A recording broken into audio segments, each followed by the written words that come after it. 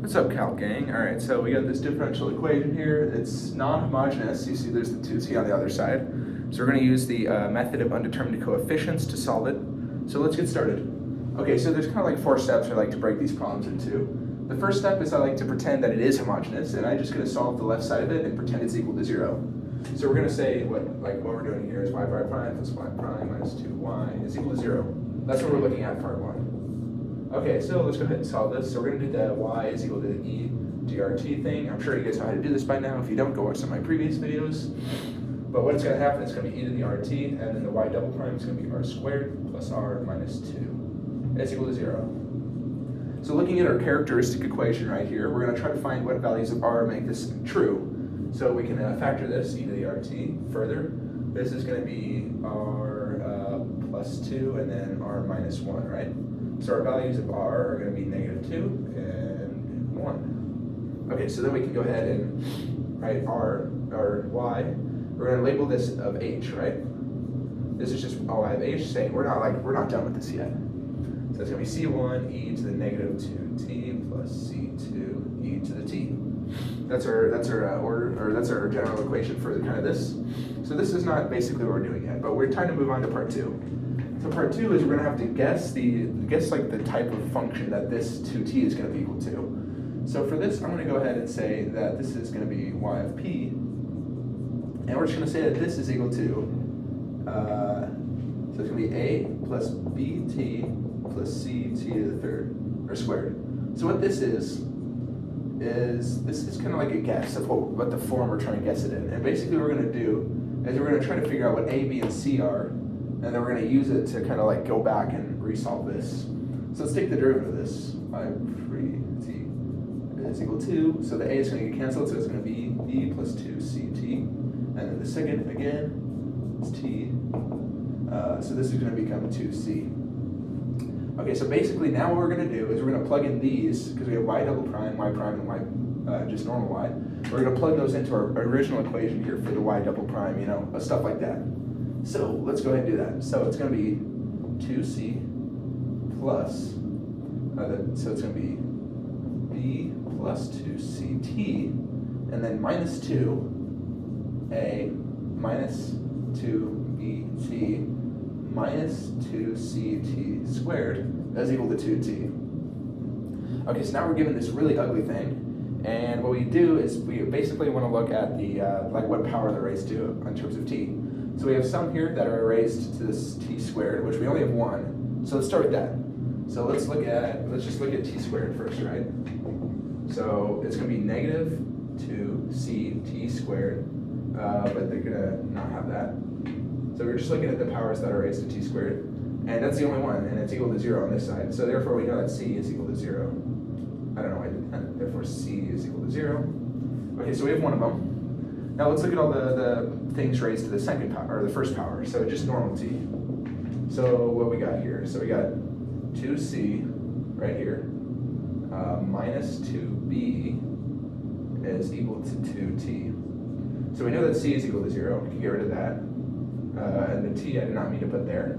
So we can divide by that, so b is equal to negative 1. Nice, we got that. All right, finally we can go into all of the ones that are just to the first order. So this is without any t. So we got 2c plus b minus 2a is equal to 0. So we know that c is equal to 0. We know that b is equal to negative 1, so it's going to be negative 1 minus 2a is equal to 0. So negative 2a is equal to 1. Therefore a is equal to negative 1/2. Perfect. All right, so we have a, b, and c. What are we going to do for it? That's a good question. Basically, we're going to go ahead and write our equation now. So now that we have a, b, and c, we can kind of go over here and we can say y of t is equal to, so it's going to be our first part, c1 e to the negative 2t plus c2 e to the t. And then we're going to go over here and we're going to say this equation here again. We're going to use this, but with a, b, and c. So a is going to be minus 1/2 plus b, which is minus 1t, and then c is 0. So this is our general equation right here for this non-homogeneous thing. So now we can use our initial values basically. to go ahead and get the particular solution. Sometimes I forget that this eraser is magnetic, and I lose it.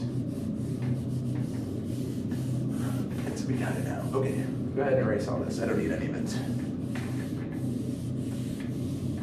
All right, so we got this here. So let's say pi of 0 is equal to 0. So we plug in 0 for all of our things here. We're going to get C1 plus C2 minus 1/2 is equal to 0.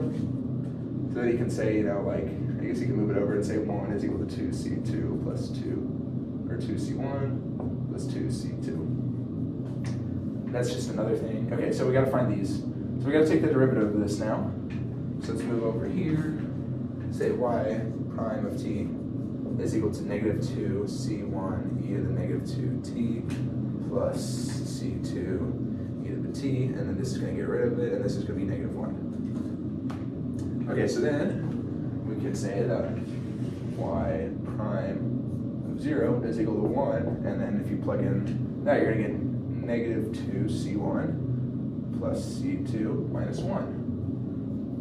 Okay, so let's go ahead and add these equations together. I'm going to move, so we're going to say 1 is equal to 2c1 plus 2c2. That's part A, and then we're going to move this one over, so it's going to be 2 is equal to negative 2c1 plus c2. If we add these equations together, these are going to get canceled out. So it's going to be 3 is equal to 3c2, therefore c2 is equal to 1. I'm going to make sure that this is correct before I get lost in the sauce, as I like to say.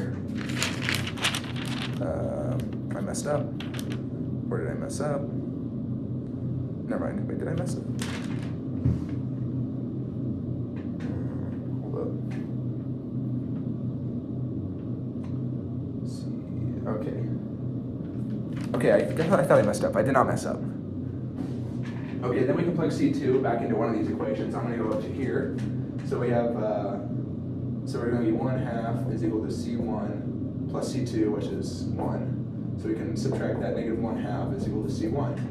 Okay, so we have C1, we have C2, we're chilling, we can plug these into our equation and just get our final solution. So we're looking at this right here.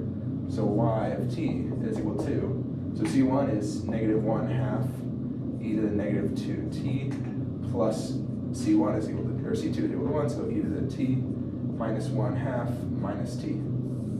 That is our particular solution. Really quick, just gonna double check that. Yep, that's pretty much correct. That is exactly correct. Okay, now we have to plot this. Let's graph it. Okay. So let me get some cool markers out. All right, so we're gonna graph this. My marker is dying, it appears. So this is y, this is t. Okay, so let's see what happens as we go to infinity. So as we go to infinity, what's going to happen? So this is going to kind of go to 0 because it's got this negative exponent out front, and of course e to the negative number is very small, so this is going to go to 0. This is going to go to infinity. This is going to be inconsequential compared to that, and this is also going to be inconsequential. So we know that we're going to kind of approach infinity at this point. Let's look at our starting. So we have 0, 0 as a point, and its slope here is equal to 1, right? Looks like that. So what's going to happen is we go to negative infinity now. Okay, as we go to negative infinity, t goes to negative infinity, these negatives are going to cancel out. It's going to become very large. So it's going to grow very exponentially. But we have this negative 1/2 out front, which is saying it's going to grow negative downward. So this e to the t is going to go to 0, so we don't have to worry about this. This is going to be inconsequential compared, so it's going to kind of just shoot down to infinity like that. So it's going to kind of have a graph like that. Yeah, that's what it's going to look like. So yeah, that's how you solve these problems. There's a lot of stuff going on in these problems, right? You got a lot of steps. You just got to keep practicing them. Stick around, watch some more. There's a lot of types of problems of these. They're not easy. They're probably one of the hardest things we're going to get to in differential equations. So yeah, let's just keep solving, plugging away, and yeah, good luck on your differential equations homework, guys.